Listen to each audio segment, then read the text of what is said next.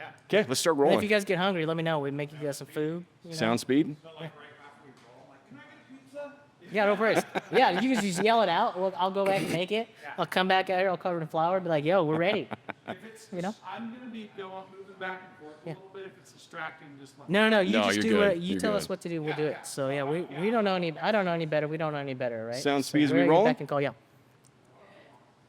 Good to go? Okay. Hey, everybody, this is podcast number 1. I think we decided we're going to call this Office Talk. And I kind of wanted to just tell everybody if they're just hearing the audio version of this, why did we choose this location? I mean, we're at your restaurant. Yeah, we're a restaurant. Brothers Office Pizza. Yeah. Yes. Little town of Liberty Lake, Washington. I don't know. I like the dynamic idea of, people, like there's people that just walked in. Yeah. People get to come and go, at their own pace, and we're gonna kind of do what we do, and so hopefully. People embrace that a little bit. Yeah. Doesn't matter how busy or slow it is. I think we're going to be here. We're going to share our stories with each other. And that's kind of what I wanted to get into was why. I mean, I know you and I talked a few weeks ago. We were drinking at the bar and talking about, okay, I want to start a podcast. We started getting excited. You're like, yeah, I want to do it also. Yeah. What was it like? Where did we land on why are we doing this? I mean, think I've got my reasons. You got your reasons. My reason is because I feel like we need a platform for anybody's welcomed.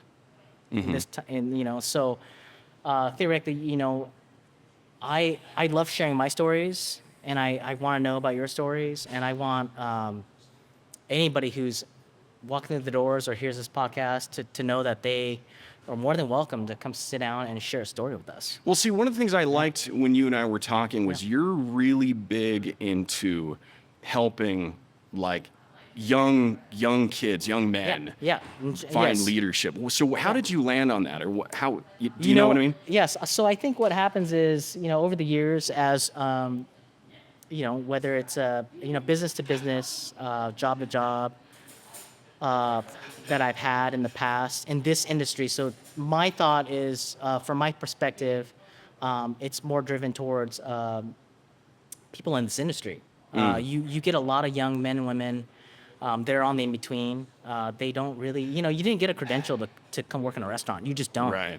There's really, unless you're like a world-class chef or somebody who's striving to be one, Anybody could walk into the industry, though. Anybody can start by dishwashing. They can cook. They can learn how to bartend and be a server.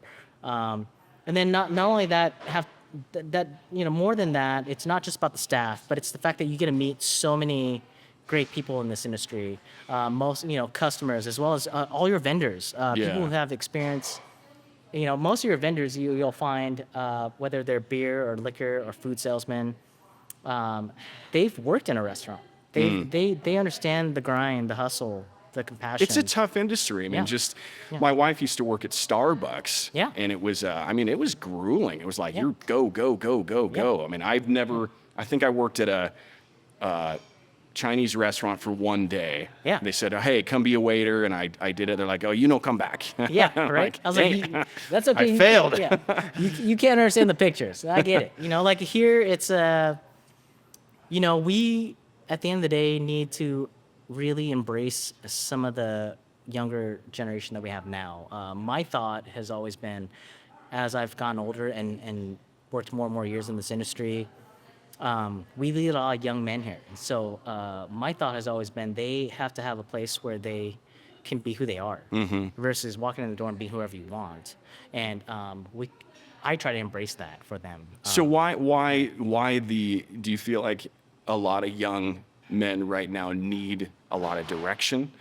Is it like they're struggling? They're like, hey, they're getting out into the world and they're scrambling and they don't know what to do. They don't have a good father figure. Like what's? No, my thought has always been as a male in general, we don't have generationally, we've just been a little bit suppressed in the fact that we don't get to share how we feel. And, right.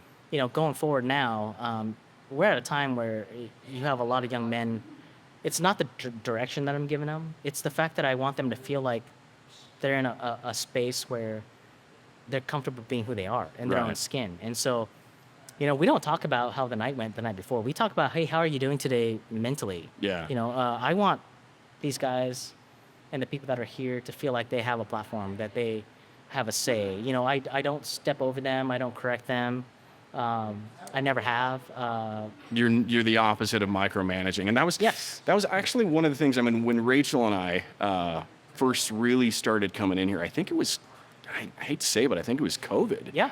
We came in, it was like, these guys are awesome, and you always had the same staff. Yeah. It's like, man, there's no turnover here. No. Yeah. What is it about this place? We And just so, want to nurture, like an environment. Growing up, working in restaurants, getting to the point where we're at now.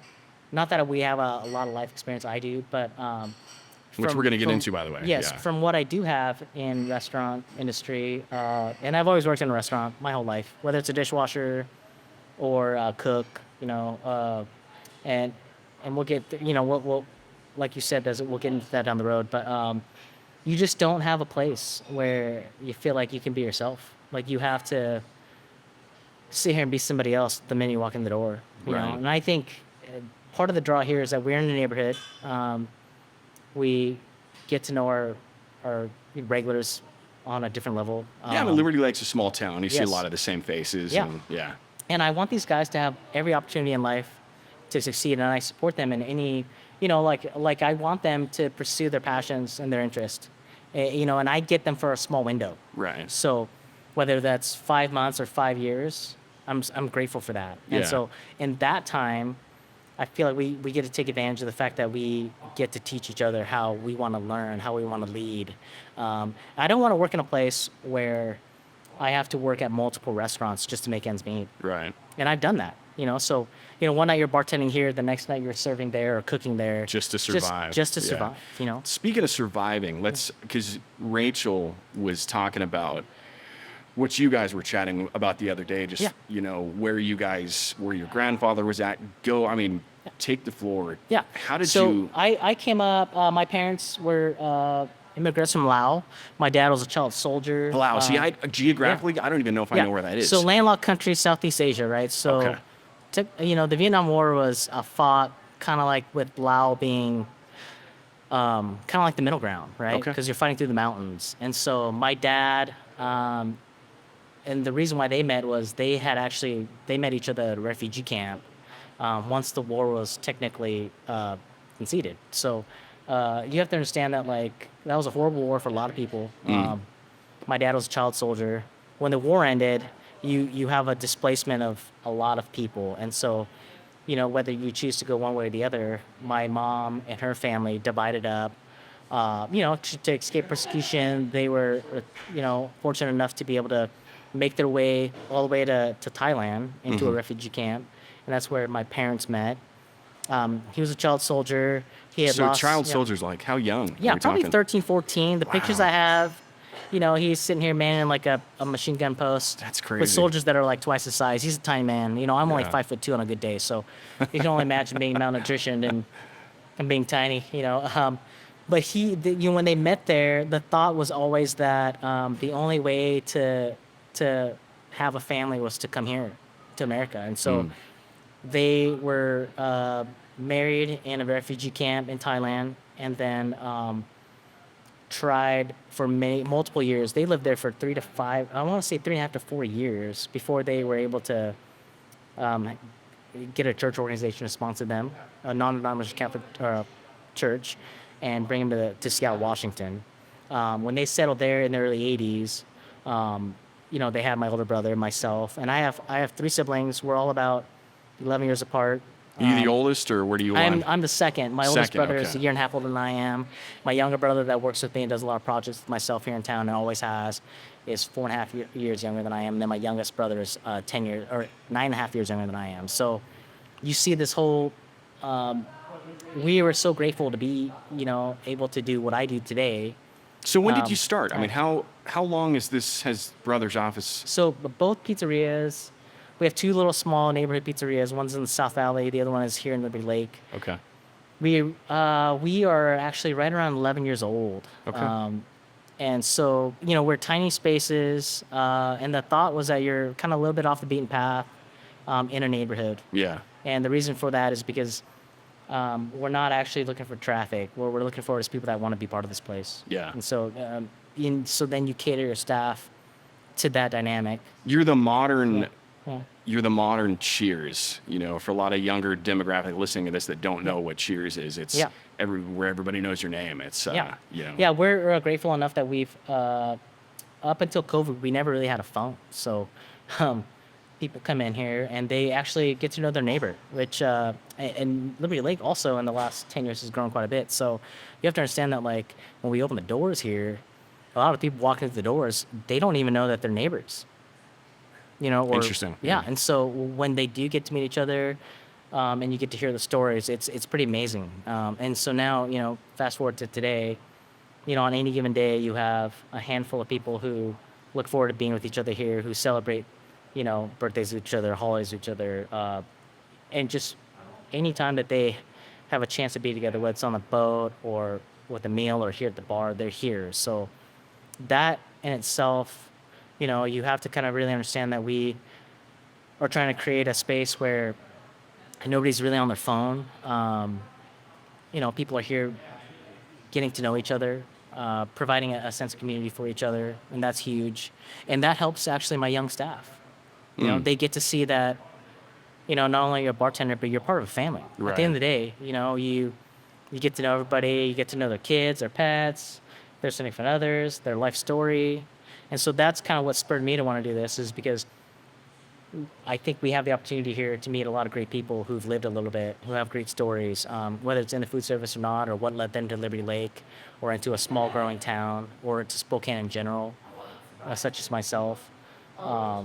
And then like me meeting you, Stephen. So you have to think about that. There's so many. Yeah, we got to Yeah. do this shot Yeah. at some point too. This for the So yeah, for the so first today one. is a great experience because we, like you said, is we don't have a script for this. So I hope people understand that we are sitting here for the first time today, just trying to figure out if we can get along, right? I think, I mean, that's Yeah. you know, and so we get to do this, try to figure out if it sounds, if all the refrigeration is going to throw everybody off, or if it's going to bug the customers coming through the door. But the thought is that hopefully we get enough people to step up to the mic and share their stories with us, you know, and talk about anything, everything. And that's what Yeah. I like about it. I mean, the idea of having, I mean, I watch podcasts a lot too, the Jordan Petersons, the Ed Milads, the Tom Bilyeu's. There's a lot of the, you know, really powerful names and stuff, but there's so much potency in somebody that, hey, who is this person?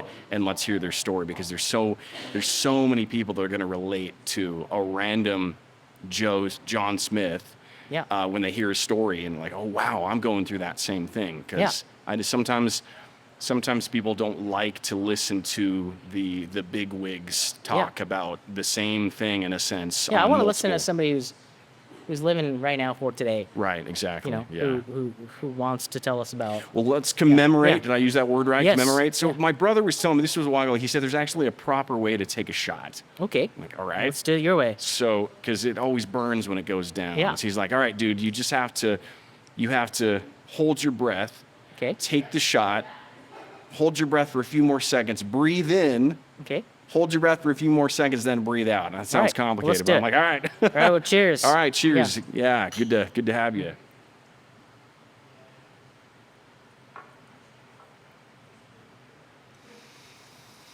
Breathing in. I do like that. It feels good. It feels like it's natural. Like I should be doing this more often. But Good. Thank you for that. What yeah, was no, that? thank you. That was vodka? that was just a little vodka. Yeah. Awesome. Nice.